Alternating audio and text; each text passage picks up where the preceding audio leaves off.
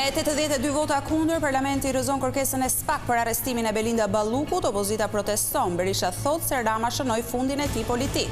Pas votimit për Ballukun, ndërkombëtarët kërkojnë që SPAK të lejohet të bëjë punën e tij. Kryeministri Rama u përgjigjet, mbështetje e plot për drejtësinë. Rritet numri personave të prekur nga sëmundjet e veshkave, mes tyre dhe mosha të reja. Mjekët thonë se ndigoi abuzimi me ilaçe gjatë pandemisë.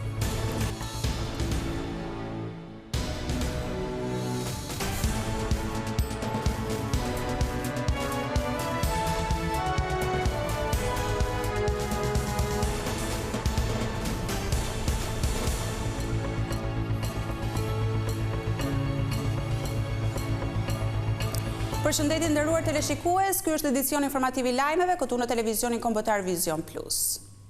Parlamenti votoi sot kundër heqjes së imunitetit të Belinda Ballukut me 82 vota kundër. Socialistët rrëzuan kërkesën e prokurorisë për arrestimin e ish numri 2 të qeverisë. Në emër të majorancës, Ulsi Manja argumentoi se ky qëndrim vjen për shkak se Balluku nuk akuzohet për korrupsion dhe nuk e pengon dot drejtësinë. Vetë Balluku nuk ishte në seancë. Procedura e votimit, një votim elektronik, hapet votimi me elektronik. Mbyllet votimi. 47 vota pro, 0 abstenim, 82 kundër. Projekt vendimi nuk miratohet, vjoj me rendin e ditës, pika 4. 82 deputet majorancës votuan kundër kërkesës së SPAK-ut për arrestimin e Belinda Ballukut, ish zëvendës kryeministres e cila po hetohet për shkelje të barazisë në tendera. Ndërkohë që 47 deputetët e opozitës votuan pro heqjes së imunitetit të socialistes Belinda Balluku. Seanca u zhvilluar në një klim të tensionuar me mbështetësit e opozitës që protestonin jashtë dyerve të kuvendit. Mes radhëve të socialistëve munguan në mbledhjen e parlamentit Elisa Spiropali, Fatmir Xhafaj e Blendi Gonxha. Vetë deputetja socialiste Belinda Balluku, e cila sipas rregullores ka të drejtë të mbrohet para deputetëve, preferoi të mos vijë në seancë. Në emër të opozitës, Oert Bylyk Bashi prezantoi raportin e pakicës, duke i kërkuar kuvendit votoj pro kërkesës së SPAK-ut. Bylyk Bashi argumentoi se Komisioni Venecia se ka thënë qartë se imuniteti mbron kuvendin e jo deputetët e veçantë duhet hiqet në çdo rast nëse akuza nuk është politike. Nëse kuvendi shqyrton nevojën apo jo të kryerjes së një veprimi konkret hetimor nga ana e organeve të drejtësisë, atëherë demokracia përballet me një rrezik flagrant. Rënohet parimi i ndarjes së pushteteve i sankcionuar nga Neni 7 i Kushtetutës. Ulsi Manja lexoi raportin e shumicës, duke theksuar se kërkesa e SPAK-ut për arrestimin e ish numrit 2 të qeverisë duhet rrëzuar. Sipas Manjës, Belinda Balluku sot është thjesht deputete e nuk përbën asnjë rrezik që drejtësia të vazhdojë punën e saj. Ky qëndrim i yni sot t'jeni të bindur që nuk ndikon në vijimin e hetimit penal. Sepse deputetja Belinda Balluku është në hetim nga prokuroria e posaçme që nga gushti i vitit 2024, me mas sigurimi që është fuqi që prodhon pasojë juridike, siç është ajo e ndalimit të daljes jashtë shtetit. Në fund procesit votimit, e gjithë opozita u ngrit në këmbë në shenjë proteste ndaj rrëzimit kërkesës së SPAK-ut. Në këtë situatë, socialistët i dhanë fund diskutimeve e kaluan në votimin e pikave të parashikuara në rendin e ditës. Prej miratimit të reformës në drejtësi dhe ngritjes së SPAK-ut, prokuroria e posaçme ka ardhur 3 herë në parlament për të kërkuar heqjen e imunitetit për një deputet. SPAK-u ka kërkuar autorizim më herët për arrestimin e ish zëvendës kryeministit Arben Ahmetaj dhe kryetarit të Partisë Demokratike Sali Berisha. Në të 2 herët, Partia Socialiste ka votuar pro. E kjo është hera e parë që socialistët rrëzojnë SPAK-un në parlament. Teksa në sallën e parlamentit u votua kundër kërkesës së SPAK për arrestimin e Ballukut, opozita protestoi duke kërkuar largimin e Edi Ramës. Kryetari i Partisë Demokratike Sali Berisha tha se kryeministri vulosi sot fundin e tij politik. Për rreth 90 minuta opozita protestoi përpara parlamentit duke e kërkuar dorëheqjen e kryeministrit Edi Rama dhe krijimin e një qeverie teknike që të çojë vendin drejt zgjedhjeve të parakohshme. Protesta ishte e qetë edhe pse nuk munguan momentet e tensionit mes mbështetësve të opozitës dhe forcave të policisë. Pasi mazhoranca rrëzoi kërkesën e SPAK për arrestimin e Belinda Ballukut, kryetari i Partisë Demokratike Sali Berisha, së bashku me deputetët e opozitës, ju bashkuan protestës. Sot ai nuk votoi për Lumi Ballukun, votoi për veten e tij, votoi për të mbrojtur vjedhjet që ka bërë, krimet e shëmtuara që ka kryer. Berisha u bëri apel qytetarëve t'i bashkohen protestave të opozitës deri në largimin e kryeministrit Edi Rama. Edi Rama mendon se mbylli dosjen e tij duke votuar kundër heqjes imunitetit. Por dosja e tij nuk mbyllet kurrë dhe do ta ketë sigur varri. Edhe pas vdekjes në varrin e tij do t'i vendosen hajdut, do shkruaj një krye hajdut, do t'u preki krye hajdut do shkruaj. Ndaj dhe le të vazhdojmë ne kryerritjen tonë paqësore, kjo është pranvera jonë. Kryetari i Partisë Demokratike lajmëroi se protesta e radhës do të jetë në 22 mars, një ditë e rëndësishme për Partinë Demokratike, pasi në 22 marsin e vitit 1992 e djathta fitoi zgjedhjet për herë të parë pas rrëzimit të diktaturës komuniste. Ndërkombëtarët reaguan një zëri lidhur me vendimin e parlamentit që refuzoi heqjen e imunitetit të Belinda Ballukut. Bashkimi Evropian dhe ambasadat e Gjermanisë e Britanisë së Madhe nënvizuan rëndësinë e ndjekjes penale të zyrtarëve të korruptuar. Rrëzimi i kërkesës së SPAK nga parlamenti lidhur me imunitetin e Belinda Ballukut ka tërhequr dhe vëmendjen e ndërkombëtarëve. Delegacioni i Bashkimit Evropian erdhi me një reagim pas votimit, ku theksuan se lufta kundër korrupsionit mbetet kusht kryesor për integrimin, ndërsa inkurajoi SPAK të vijojë detyrën. Angazhimi ndaj sundimit të ligjit dhe lufta kundër korrupsionit janë me rëndësi të madhe për procesin e anëtarësimit në Bashkimin Evropian. Sigurimi i një mjedisi të favorshëm që SPAK të kryejë në mënyrë efektive punën e tij është thelbësor për të mbështetur në mënyrë të besueshme progresin e Shqipërisë drejt anëtarësimit në BE. Të njëjti qëndrim mbajti dhe ambasada gjermane, e cila u shpreh se hetimin ndaj funksionarëve që shkelin ligjin duhet të vijojë. Kushti domosdoshëm për të bërë progres në këtë proces të bazuar në merita është ndjekja penale me efektivitet e korrupsionit edhe në raste të rangut të lartë. Pritshmëria jonë e qartë është që edhe në këto raste ndjekja penale përmes drejtësisë të mund të realizohet shpejt dhe pa pengesa. Përpara nisjes së seancës reagoi dhe ambasada britanike, duke theksuar se imuniteti që gëzon deputeti nuk duhet të bëhet pengesë për drejtësinë. Ekzekutivi, gjyqësori dhe legislativi mbeten partner të barabartë në mbështetjen e këtij progresi si pjesë e qëllimit të Shqipërisë për arritjen e anëtarësimit në BE, ndërsa imuniteti parlamentar duhet të mbrojë procese demokratike. Ai nuk duhet të jetë pengesë për llogaridhënie të barabartë përpara ligjit. Më herët ndërkombëtarët e cilësuan çështjen e Ballukut si një test për Shqipërinë në rrugën e integrimit evropian. Kryeministri Edi Rama ju përgjigj qëndrimit ambasadave për çështjen Balluku. Shefi i qeverisë hodhi poshtë pretendimet se votimi i kësaj teje në parlament pengon drejtësinë. Reagimet e ndërkombëtarëve për sa i përket çështjes së imunitetit të Belinda Ballukut sollën edhe përgjigjen e kryeministrit Edi Rama. Me anë të një postimi në rrjetin social X, kreu i qeverisë shpjegoi se vendimi i parlamentit do të ishte i njëjtë edhe në institucionet ligjvënëse europiane. Shumica qeverisës e bëri sot pas një diskutim atë që do të bënte çdo parlament demokratik i Evropës, ku kalimi kërkesave të prokurorisë jo për arrestin pa gjyq të një deputeti, po për të filluar apo jo hetimet, nuk është askund si kalimi pas një lloj kontrolli kufive në zonën Schengen. Rama përsëriti edhe një herë se Balluku nuk akuzohet për korrupsion dhe se narrativa se po pengohet drejtësia sipas Ramës nuk qëndron.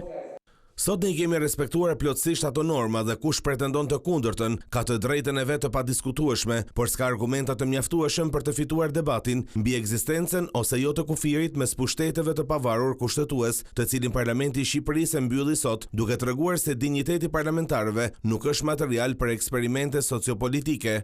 Në përgjigjen e tij ndaj ambasadave, kreu i qeverisë shpjegoi se reforma në drejtësi do të vijojë dhe se pavarësisht çdo lëvizje, SPAK mbetet i palëkundur.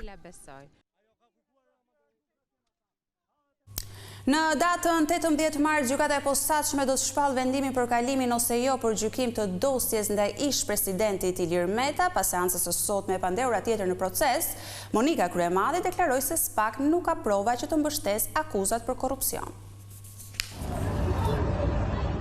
Vendimin e se dosja Çezdia do të kalojë apo jo për gjykim do të jepet në datën 18 mars. Këtë të enjte i pandehuri, ish presidenti i vendit Ilir Meta, i pranishëm në seancë, këmbguli në pafajësinë e tij, duke pohuar se nuk ka pasuritë fshehura dhe se ka bërë një jetë të thjeshtë. E bashkëpandehura në këtë proces, Monika Kryemadhi deklaroi se do duhet që prokurorët e posaçëm të provojnë akuzat e korrupsionit, pasi dokumentet që ata vënë në dispozicion sipas saj janë të falsifikuara. Si mund të ngresh një akuzë për korrupsion, kur ndërkohë nuk e ke veprën e korrupsionit. Pretendimet e organit akuzës që sikur Unify ka paguar faturat e LSI-s për lobim, deri më sot ne shikonim në rrugë, po themi si argumentim ligjor, kur tashmë i tham troç që ne na rezulton që faturat të cilat pretendoni ju janë falso. Zoti Meta është shumë racional në kërkesat e tij. Zoti Meta s'ka asnjë firmë, s'ka asnjë mesazh, s'ka asnjë komunikim, s'ka asnjë vendim, s'ka asnjë gjë. Të dy janë vënë në akuzë për 3 çështje: korrupsion, e pastrim parash me dosjen e njohur si Çezdia, mosdeklarim pasurie për lobimin dhe disa fatura mjekësore. Sotir Klapi, prokurori i çështjes, pretendon se Ilir Meta në cilësinë e ministrit të energjetikës ka shkelur ligjin duke mos monitoruar mbledhjen e borxhit të prapambetur të faturave të energjisë në dëm të kompanisë Çez.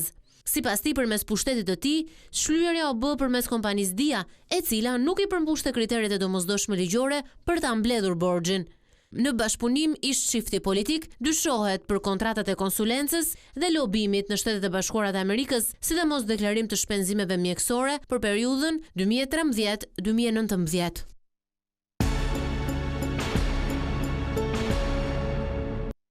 Prej disa ditësh, 6 punonjës të Identitek ndodhen në kampin Ashraf 3 në Manzë, ku po kryejnë procedurat për pajisjen me leje qëndrimit të mujahedinëve që jetojnë në këtë kamp.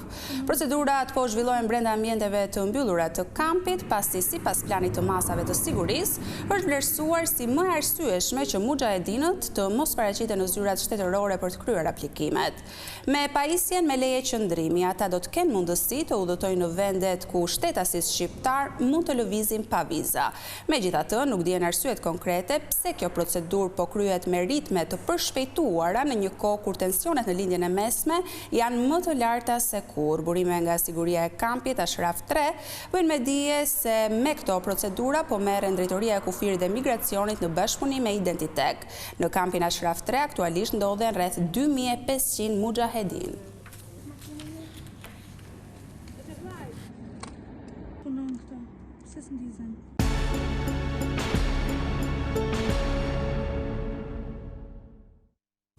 Ekspertët ngrenë alarmin për dëmtimin e këmbëve të urës së madhe mbi lumin mat. Sipas tyre, ndërhyrjet pa kriter në shtratin e lumit kanë sjellë pasoja serioze te bazamenti mbështetës, ndaj kërkohet ndërhyrje nga autoritetet. Ura mbi lumin mat përgjatë superstradës Milot Lezhë ka pësuar dëmtime. 4 këmbët mbështetëse në anën veriore janë gërryer nga erozioni, duke rritur rrezikun për stabilitetin e saj. Kjo është ura e tretë në këtë zonë që përballet me probleme të tilla, pas asaj të zogut dhe urës në aksin e vjetër Lezhë-Milot, e cila vazhdon të jetë bllokuar që prej korrikut të vitit të kaluar. Eksperti mjedisit Jak Gjini thotë se ndërhyrjet pa kriter në shtratin e lumit kanë prishur balancat natyrore. Pikëspari duhet merren ato masa që e kanë përkeqësuar situatën, ndalimi tonë ndërhyrjeve që e përkeqësojnë situatën. Pastaj në fatmesëm gjithmonë duhet që me shiku, që me bëhet mbrojtjen lumore, duke respektuar gjithmonë me natyrën, ose të bazuar në natyrën, që të funksionojë, që të rivitalizohet lumi, që t'i kthehen treguesit sa më natyror që ai ka. Me një gjatësi rreth 300 metra, ura mbi lumin mat përgjatë superstradës Milot Lezhë u ndërtua në vitin 2002 me mbështetjen e qeverisë italiane dhe që pra asaj kohe nuk ka pasur ndërhyrje për frenimin e erozionit në këmbët e saj dhe forcimin e tyre. Ajo është një nyje shumë e rëndësishme e lidhjes së veriut me pjesën tjetër të vendit. Në ditën botërore të veshkave, mjekët tërheqin vëmendjen për rritjen e numrit të personave të prekur nga sëmundjet që i dëmtojnë ato, sipas tyre janë shtuar edhe pacientë të rinj, sidomos nga teprimi me ilaçe gjatë pandemisë. Sëmundjet e veshkave po përhapen çdo ditë më shumë duke prekur edhe të rinjt.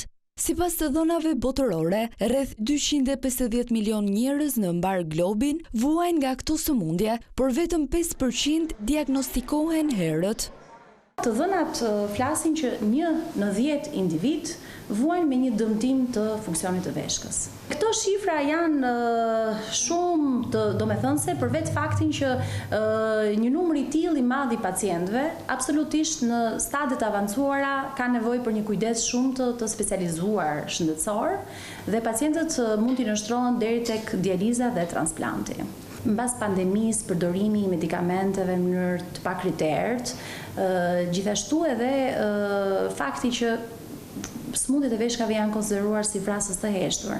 Shtimi i rasteve lidhet kryesisht me stilin e dobët të jetesës dhe përdorimin e alkoolit e substancave narkotike. Këta faktor ndikojnë drejt për drejt duke bërë shpesh dëmin të pakthyeshëm. Këto vitet e fundit është rritur numri i të sëmurëve të grup moshave më të reja. Kjo i atribuohet mbase, siç e thash më lart, stilit i jetesës ose edhe nën diagnostikimit në numër dhe në kohë. Neve hospitalizojmë që ka mosha 15 vjeç pacient me sëmundje të veshkave, për vetë faktin se i përkasin ndonjëherë disa patologjive gjenetike të trashëguara, ndërsa në raste të tjera, kur janë diçka akute, absolutisht që duhet të shikojmë edhe sëmundje të tjera bashkëshoqëruese. Në ditën botërore të veshkave, mjekët nefrolog apelojnë për kontrolle të rregullta dhe një stil të shëndetshëm jetese. Tashmë, jo vetëm vizitorët që hyjnë në Kalan e Berratit do të paguajnë biletën e hyrjes, por që prej muajit maj të këtij viti, bileta do të paguhet edhe nga automjetet. Ky është vendimi i Bashkisë Berat në prag të fillimit të sezonit turistik, vendim ky që përjashton nga këto pagesa familjet e kësaj lagjeje dhe bizneset. Projekti Smart Parking në Kala përjashton nga pagesa edhe bizneset që operojnë në Kala, stafin e tyre dhe furnizuesit e mallrave. Gjithashtu përjashtojnë vizitorët në njësitë akomoduese dhe taksitë e Beratit që vetëm mund të hyjnë për të lënë pasagjerët, por nuk mund të qëndrojnë brenda ambienteve të Kalas.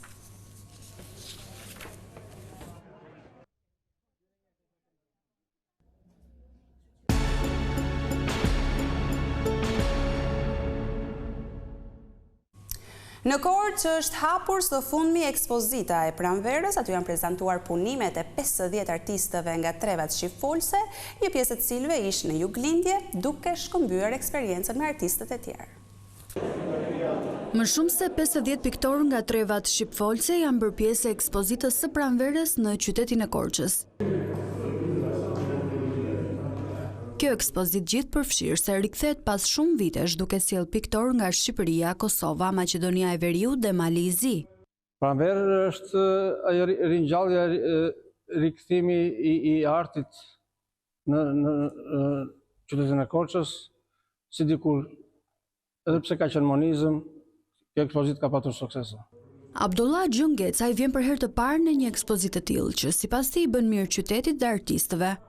Po, ekspozimet janë një betejë, aq më tepër kur artisti hyn në një ekspozit kolektive, pra me shumë artist, natyrisht në para një përgjegjësie me pa veten se ku jam unë, sa original jam, çfarë zani kam. Edhe për piktorin korçar Spartak Kasuli, ballafaqimi me piktorët e trevave të tjera shqiptare rrit përgjegjësinë e çdo artisti. Kjo më bën mirë, i bën mirë të qytetit nga ana kulturore, jetës kulturore artistike, por dhe ne si artist pasi më përpara ka qenë më e dendur ky lloj aktiviteti me artistë, me klubin artistëve, me ekspozita. U bë një fash kapute, tani ka filluar prapë dhe jam tepër i emocional dhe tepër optimist. Ekspozita pranvera do të qëndrojë e hapur deri më 15 mars. Kjo ishte gjithçka e përgatitur edhe për këtë edicion informativ. Ju falenderoj për vëmendjen tuaj, bashkë ndajemi këtu.